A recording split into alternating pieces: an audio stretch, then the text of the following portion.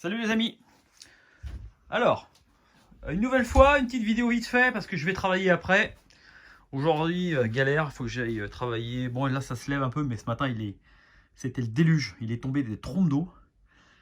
Il y a un vent assez fort, on doit avoir 70 km/h. Donc voilà, je vous fais une petite vidéo vite fait, histoire de faire quelque chose.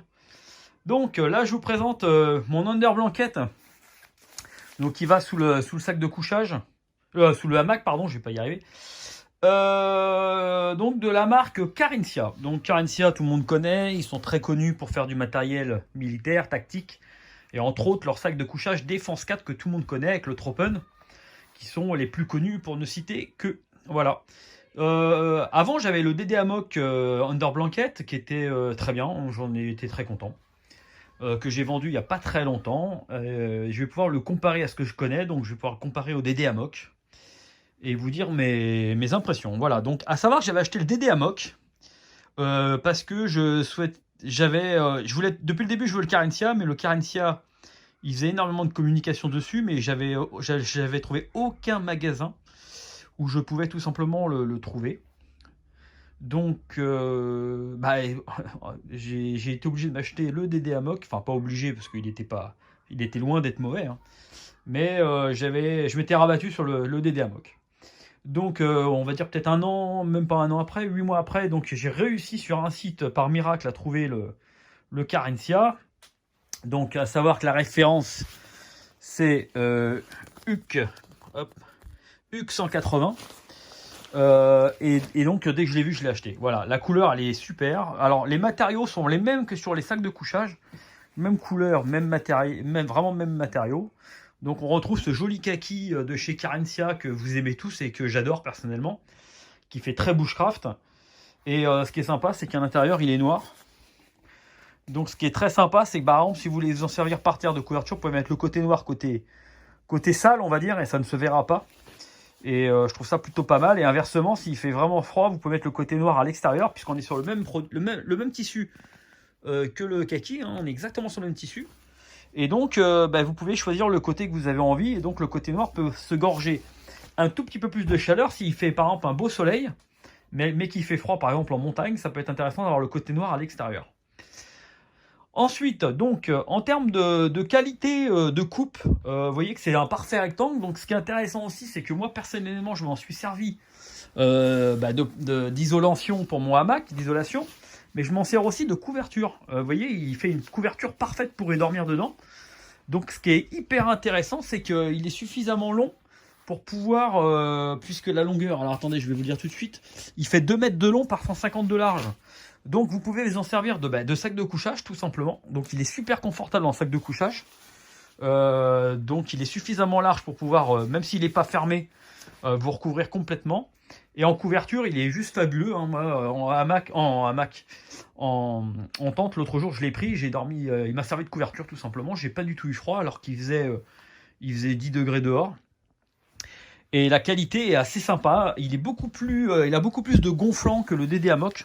Hein, il est plus épais, hein. Donc l'inconvénient c'est qu'il va prendre un tout petit peu plus de place. Vous voyez, vous avez le sac de compression qui est là.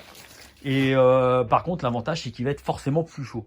En termes de finition pure et dure, bon, on est quand même largement un cran au-dessus d'un DD Amok, hein, faut pas se mentir. Vous voyez, là où on a les gaines en élastique, c'est complètement renforcé avec une grosse toile assez armée, quand même assez épaisse. On n'est plus sur le petit tissu parachute, le petit tissu en ripstop comment dirais-je, de l'isolation. On est sur quelque chose qui est bien renforcé sur toutes les extrémités. Vous voyez, il n'y a rien qui peut frotter sur les bords. On a des réglages partout. Vous voyez, vous pouvez tirer là et venir le pincer quand il est sous le hamac.